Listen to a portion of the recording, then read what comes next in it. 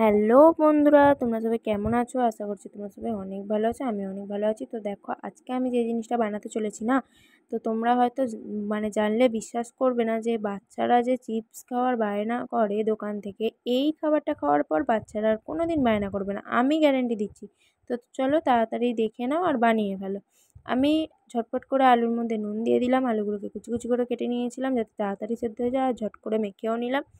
আমি হাতের সাহায্যে মেখে নিয়েছি, তোমরা চাইলে ম্যাশারের সাহায্যে মেখে নিতে পারো। আমি এখানে দিয়ে দিয়েছিলাম গোলমরিচ গুঁড়ো, নুন, আর তোমরা চাইলে এখানে লঙ্কা কুচি দিতে পারো, কিন্তু আমি বলবো লঙ্কা কুচি দেওয়াটা উচিত হবে না। তোমরা ঝালের জন্য এখানে লঙ্কা গুঁড়ি দিতে পারো, যেহেতু এটা দিশা খাবে আমি তার জন্য লঙ্কা গুঁড়ি দিইনি। তো দেখো, আমি এটা ভালো করে মেখে নেব। আর এর মধ্যে দিয়ে দেব ময়দা। ময়দা দেওয়ার পরে আমি এটাকে ভালো করে মেখে নেব।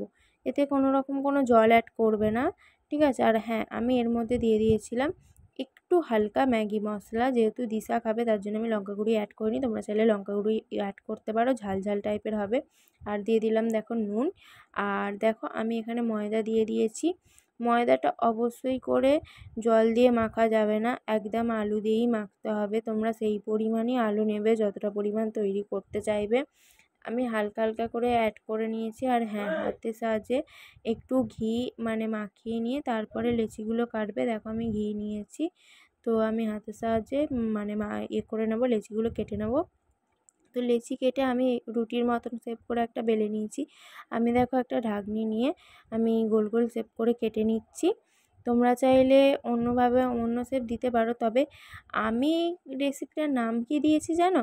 আমি এই রেসিপিটার নাম দিয়েছি আলুর হাসি, ঠিক আছে?